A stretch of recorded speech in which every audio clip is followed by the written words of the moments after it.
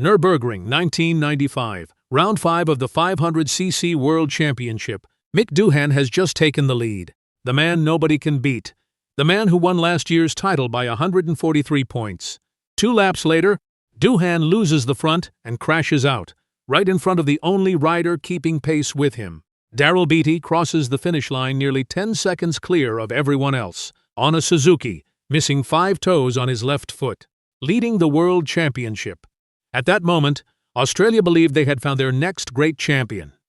The successor to Wayne Gardner, the man who could finally break Doohan's reign. But today, almost nobody remembers his name, not because he lacked talent. His rookie season in 1993, third overall in the world, has only been bettered by 2 riders since, Valentino Rossi and Marc Marquez.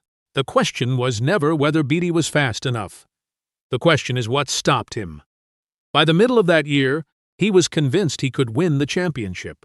This is the story of why he didn't. Charleville, Queensland, a cattle town in the middle of nowhere. Daryl Beattie was born there in 1970. His father was a plumber who worked across the outback. No motorcycles in the family, no racing background, nothing. Then at 9 years old, everything changed. A kids' cartoon show called Agro's Cartoon Connection was giving away a Suzuki RM50. Guess the weight and win. Daryl rang a local bike shop, asked how much it weighed and had his mum send in the answer. He won, as he would later say, so really bizarre, but it turned out to be a fantastic moment in my life. His father, working 2 and 3 jobs, built a trailer by hand and took his son dirt track racing. 6 years on the red dust of Queensland before switching to tarmac. His first road race fell on his 16th birthday, 1986, at the last meeting ever held at Surfers Paradise Raceway. Honda noticed early. By 1989, he won the Australian 250 GP title. They sent him to Japan, deep into their racing development program. He tested the RC45 prototype. He ran wind tunnel sessions at a secret facility. He tested 2-stroke fuel injection on a go-kart track hidden inside factory grounds. In his words, I was given the opportunity to do my first 500 Grand Prix in 1992, and by the time I raced GPs full-time, I had done nearly a season on a 500 in the All-Japan Championship, which I won. That same year, he won the Suzuka 8 Hours alongside Wayne Gardner. His Grand Prix debut at Eastern Creek ended on the podium. 3rd place, first race. The press said Beattie was being groomed as Gardner's successor. And within months, the kid from Charleville was Mick Doohan's factory teammate at Rothman's Honda. 1993, Beattie's first full season in Grand Prix, and it started like a storm. Hockenheim, Germany, the 13th of June. Only his 8th 500cc start. Doohan led early but retired with a mechanical failure. Kevin Schwantz moved to the front. The race looked settled. Then came the final lap. Beattie found a gap and pounced. He crossed the line first. 22 years old. Australia's youngest ever Grand Prix winner in any class at that time. By season's end, he stood 3rd in the World Championship, behind only Schwantz and Wayne Rainey. Honda was paying him $400,000, worth close to $1 million in today's money. The future looked limitless. Then Honda made their move. They were launching the RC45, a new road-based machine, and wanted Beattie to race it in World Superbike. He said no. I just didn't want to go to World Superbike. I wanted to stay in Grand Prix, where they had built me up to be. So he walked away from the most powerful team in motorcycle racing. He signed with Team Roberts Marlboro Yamaha to replace the paralyzed Wayne Rainey, a multi-million-dollar deal, a factory Yamaha. On paper, it looked like a step forward.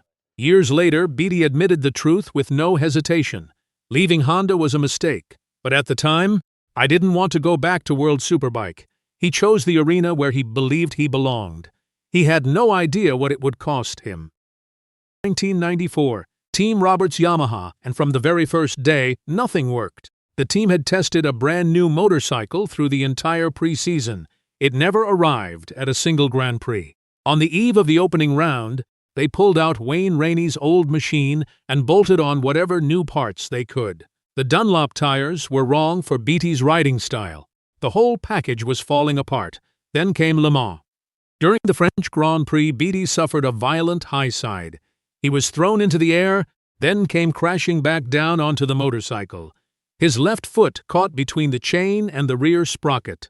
I lost 5 toes in that crash when I landed back on the bike after a high side. The end of my boot was hanging off and white bones were sticking out. A flag marshal fainted. All 5 toes on his left foot were amputated, and years later he discovered something that made the pain even worse. The tire warmers had not been turned on before the session. That crash may never have needed to happen.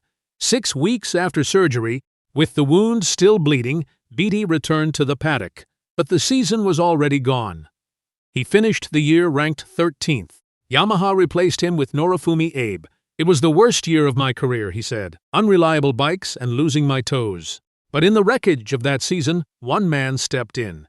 Kevin Schwantz, who Beattie was living with in Austin, Texas, picked up the phone and made one call to Suzuki. That call saved Beattie's career. 1995, Lucky Strike Suzuki. A fresh start. His teammate was Kevin Schwantz, one of the most fearless riders ever to race a 500. But after just 3 races, Schwantz walked away from the sport for good. Beattie had been living with Schwantz in Austin, Texas. One day, Kevin simply did not fly back to Europe with him. From that point on, Beattie was alone, one rider, one Suzuki, going up against 3 factory Hondas led by the most dominant champion the sport had ever seen. And he went to war. In the first 6 races, he finished first or second 5 times. Over the first 10 rounds, he stood on the podium 8 times. He won at Suzuka, beating Doohan by more than 9 seconds. He won at the Nürburgring, where Doohan crashed out while trying to stay with him, and Beattie crossed the finish line nearly 10 seconds clear of the rest. I felt so relaxed I could have gone out and done another race. By mid-season, he led the World Championship by more than 20 points. Think about what that means. The year before, Doohan had won the title by 143 points. Nobody came within shouting distance. Now Beattie was not just close, he was ahead. Then came Assen. Round 7 of 13. A practice crash broke his collarbone. He missed the race. Doctors plated the bone with metal. He returned the very next weekend at Le Mans, the same track where a Yamaha had eaten his toes 12 months earlier, and finished 3rd. The championship went down to the penultimate round in Argentina. In Beattie's words, "The title fight went right down to the penultimate round in Argentina and we both broke the track lap record. He set the fastest lap of the race. But Doohan won, crossing the line just 2.3 seconds ahead. Final standings: Doohan first, Beattie second, 33 points between them. He had shrunk the gap from 143 to 33 on a Suzuki against the Honda Empire. Missing 5 toes on his left foot, he gave himself a nickname that season, Hangin' 5 in '95. Beattie entered 1996 with fire. Preseason testing showed the Suzuki was faster over full race distance. A real title charge felt possible. Then Suzuki went searching for more power and started changing the pistons. The result was catastrophic. At full throttle, the tops of the pistons would tear off, causing the engine to seize instantly. The bike would lock up and throw the rider over the handlebars without warning. It happened to Beattie 3 times in a row. The first seizure in Malaysia put him in intensive care for days. 2 more followed back-to-back during testing in Europe. 3 concussions, one after another. Then Paul Ricard, France, a high side during qualifying, knocked unconscious, collapsed lung, broken wrist, a fractured skull. The neurosurgeon gave him one instruction: go home, let it heal. Beattie could not remember the journey back to Monaco. He tried to return in 1997, but everything felt weird. The speed had vanished, and he could not work out why. He tried as hard as he could, but ended up just not wanting to be there anymore. Doctors across Europe found nothing wrong. It took a specialist back in Brisbane to finally uncover the answer: a ruptured eardrum, damage to the middle ear. His vestibular system, the mechanism that governs balance, was broken. Balance, the most fundamental thing a motorcycle racer needs, and it was gone. He retired at 27 years old, the same age Casey Stoner called it quits. But Stoner walked away by choice.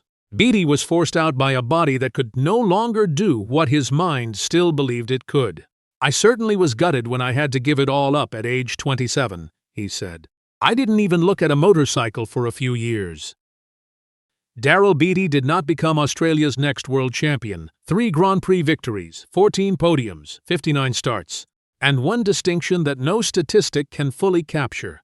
He was the only rider who made Mick Doohan stop training with him. because for the first time in his reign, Doohan felt genuinely threatened by someone he once called a close mate. Today, Beattie leads motorcycle tours through the Simpson Desert and the Canning Stock Route, across some of the most remote land on Earth. He commentates MotoGP for Australian television. He holds licenses for helicopters, fixed-wing aircraft, and hot air balloons. When journalists knock on his door, he greets them with a grin that is half serious and half joking. "Why do you want to interview me?" he says. "I am just a washed-up Grand Prix rider with 5 toes missing." But the record tells a different story, and so does the timeline. What makes this painful is not that Beattie failed. It is that he got close enough for everyone, including himself, to believe it was about to happen. By the middle of that year, he was convinced he could win the championship. And then his body said no.